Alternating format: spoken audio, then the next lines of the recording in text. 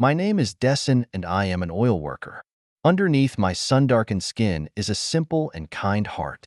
For many years, I have been working early and late every day, doing the hardest and most tiring work in the oil field, just to provide a warm home for my wife Lisa and two children Ethan and Ava.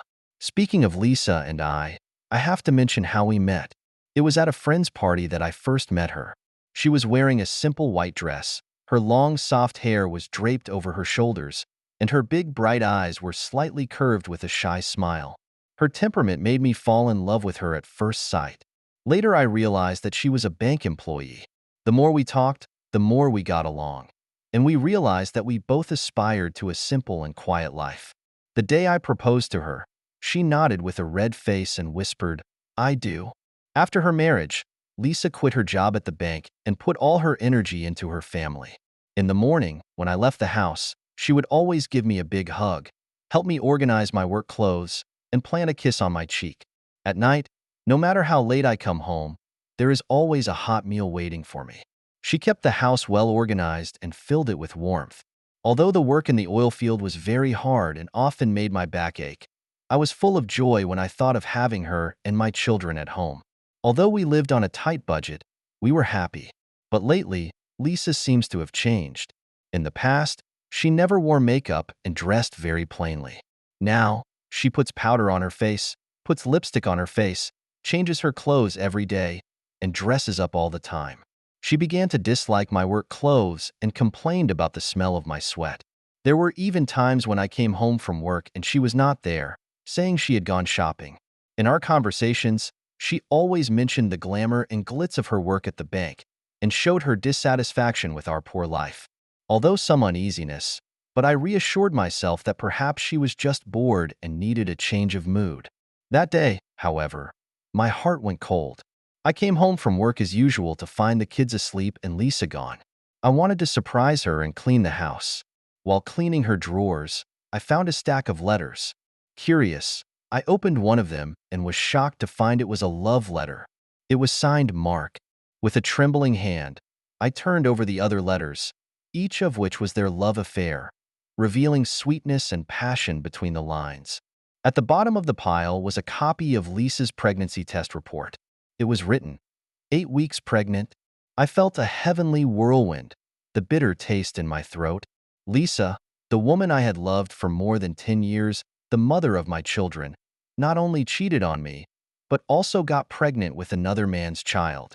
I crumpled into a chair, as if a pair of big hands strangled my throat. Years of dedication and cherish, so she ruthlessly abandoned.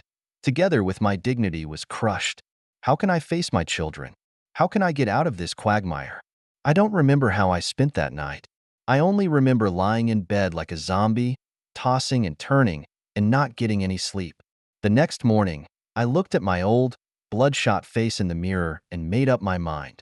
For the sake of Ethan and Ava, I had to calm down and find a rational way out.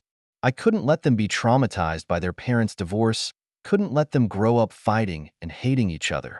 Even though my marriage was full of holes, I had to preserve the last vestiges of my children's dignity.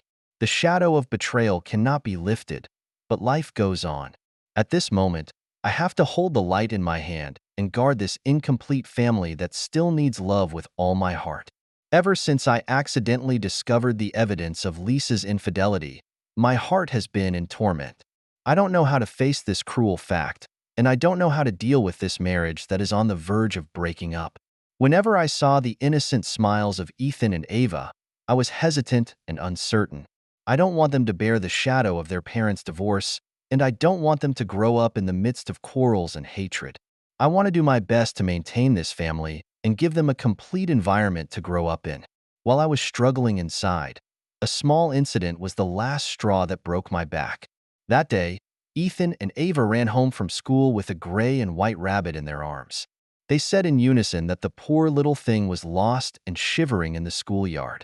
They begged us to take it in and had even given it a name. I knelt down and gently stroked the rabbit's soft fur, thinking that wild animals belong to nature after all. Besides, we already have a dog and 2 cats at home, so we really don't have the energy to take care of it. So I gently but firmly told the children that we should release the bunny into the forest and let it return to its family. The children nodded their heads in understanding, though they were a bit saddened. Just as I was about to take the rabbit to the back of the hill to release it, Lisa said coldly, "Let's just leave it in the backyard. It's so small. I'm afraid it won't survive long in the wild." I frowned and tried to reason with her. Although our backyard is lush and beautiful, it's too small, and the walls are short, so a large raptor could attack us at any time.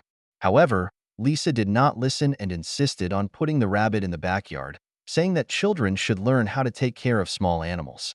I sighed helplessly, but I couldn't say anything because the kids were there. As expected, the next day after school, Ethan and Ava couldn't wait to run into the backyard to see how the bunny was doing.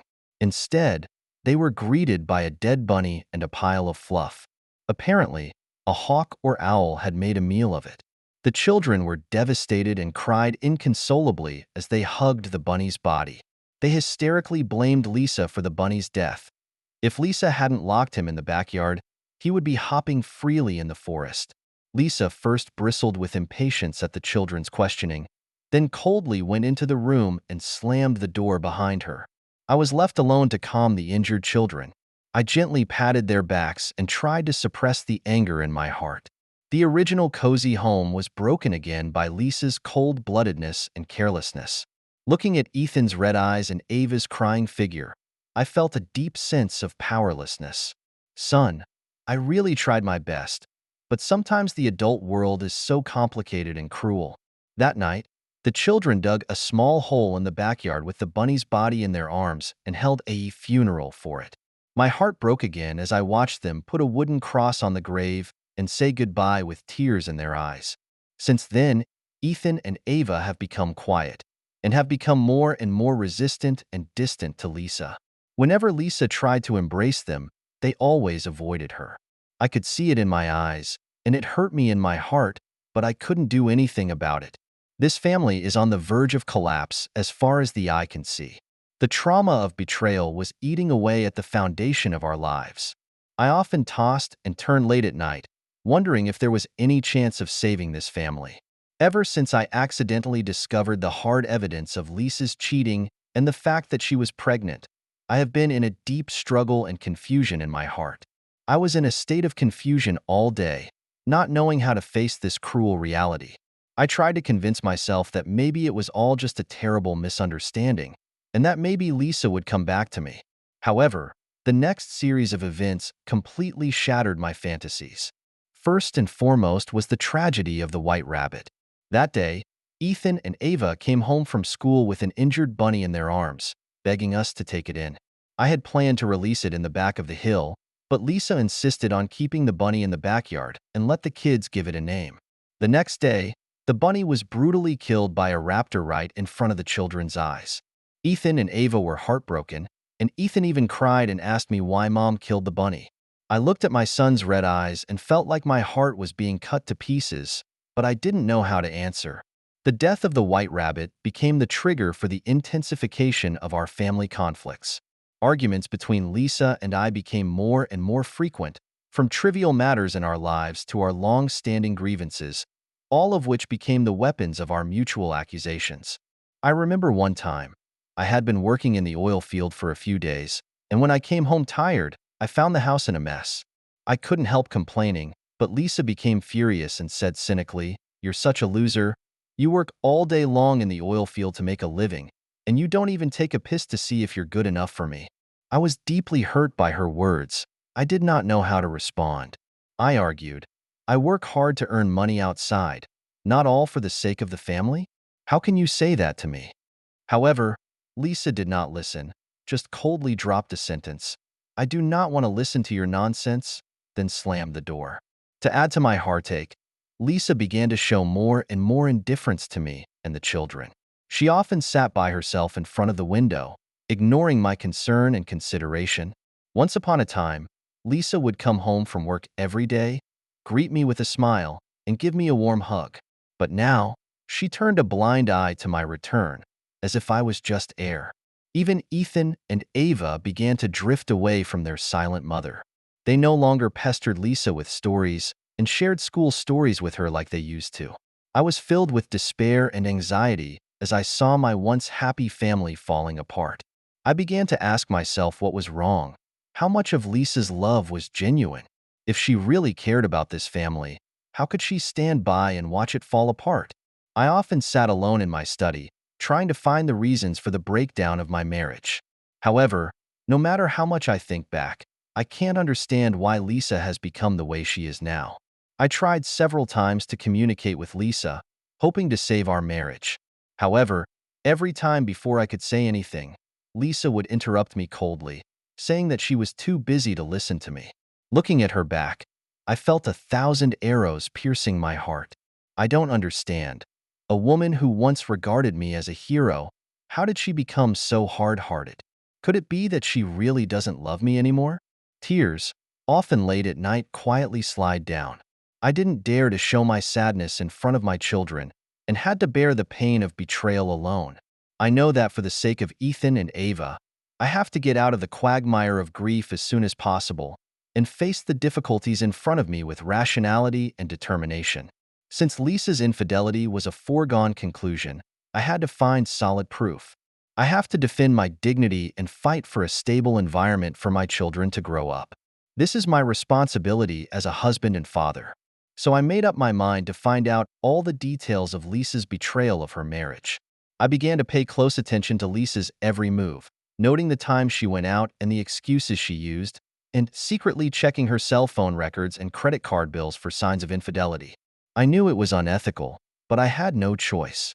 I couldn't let Lisa trample on our marriage without a price, and I couldn't let her selfishness hurt the children's innocent minds. Ever since I decided to get to the bottom of Lisa's infidelity, I have been engaged in a long and arduous forensic process. I realized that if I wanted to have an advantage in the divorce lawsuit, I had to come up with solid and powerful evidence. So, I began to methodically collect all kinds of information about Lisa's infidelity, from phone records and credit card bills to personal emails and social media chats.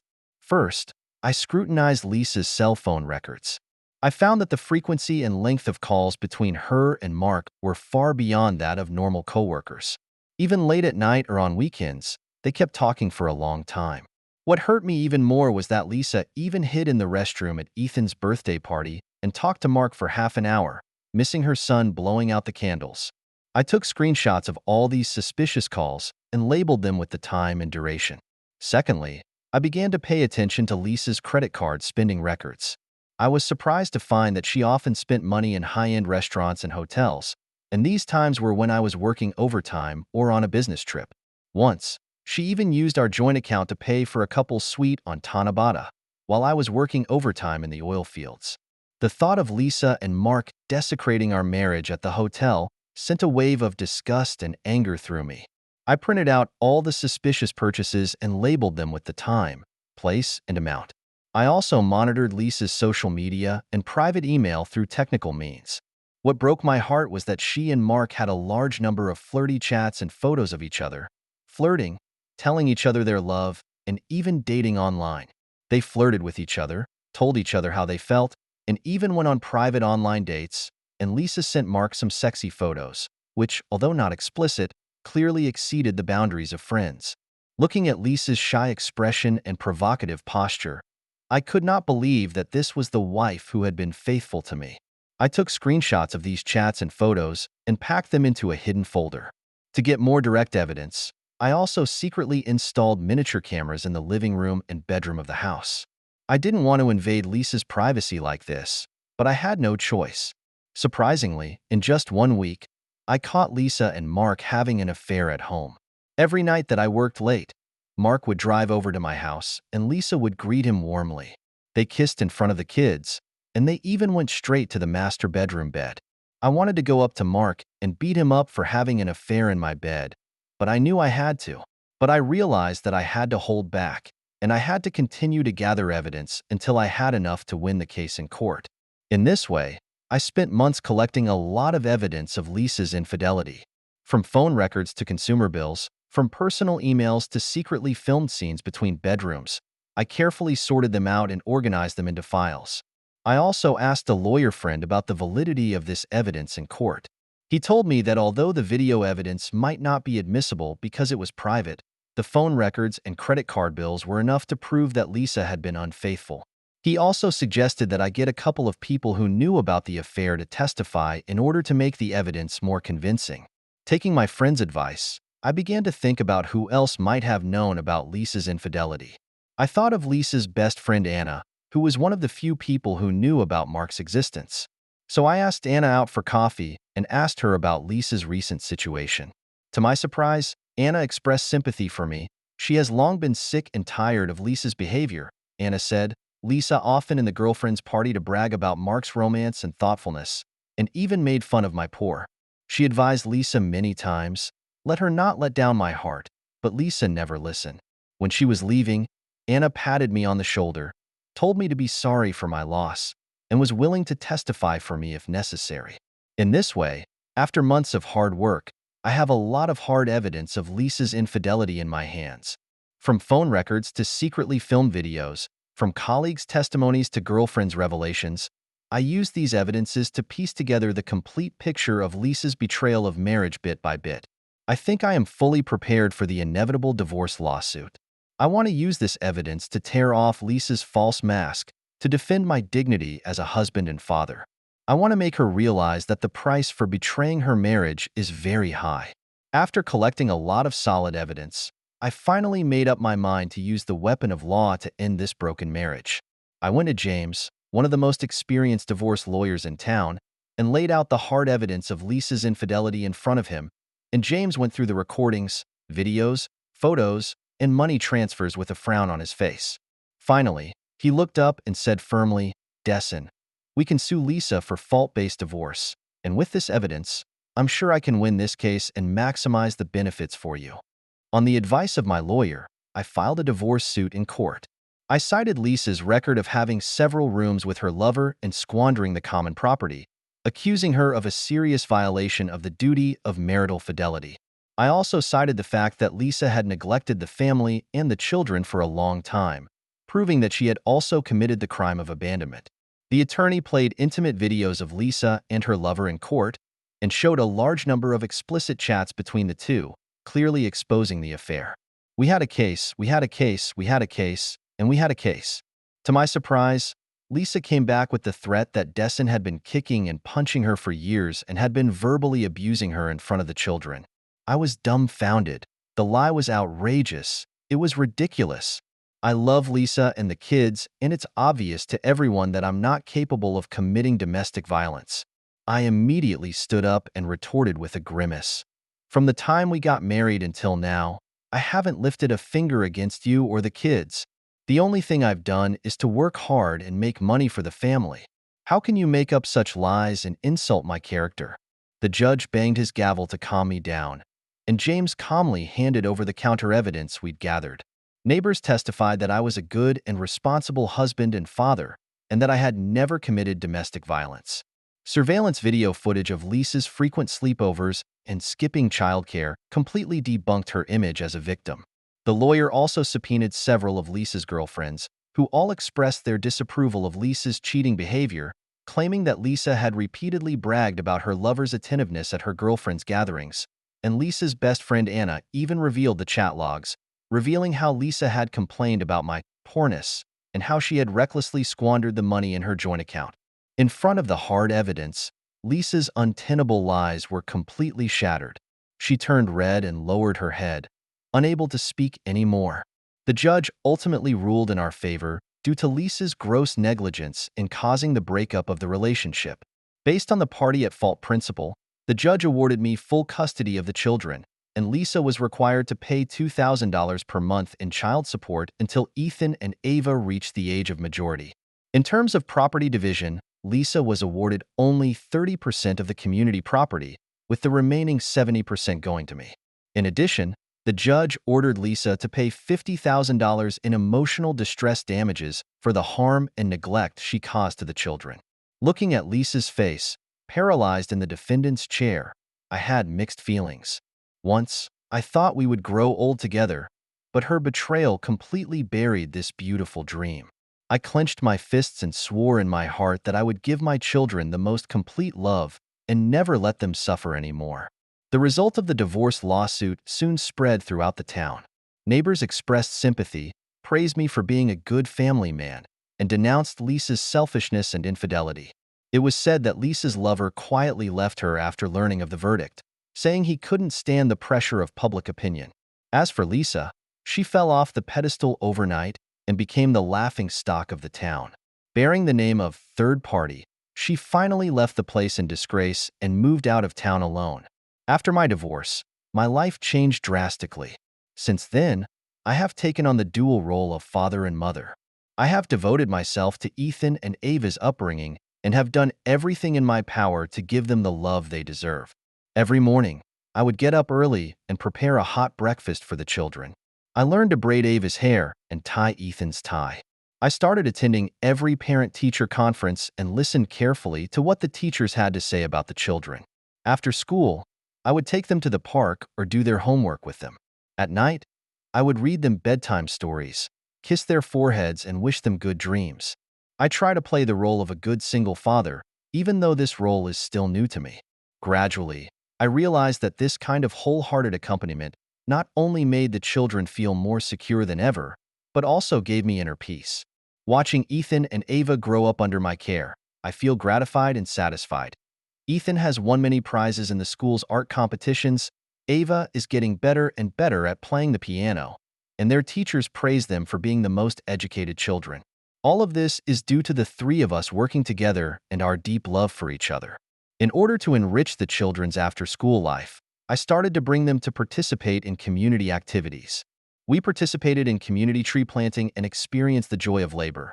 We took part in community bazaars, and the children's handmade greeting cards and cookies were sold at a good price. Ethan and Ava learned to share and cooperate with other children, and they became more cheerful and made many new friends. I also gained a lot of parenting experience from interacting with other parents and made a lot of like-minded friends. While I was fully committed to taking care of my children, I didn't forget about my own growth. I began to learn to cook, study various nutritional recipes, and cook healthy and delicious meals for my children.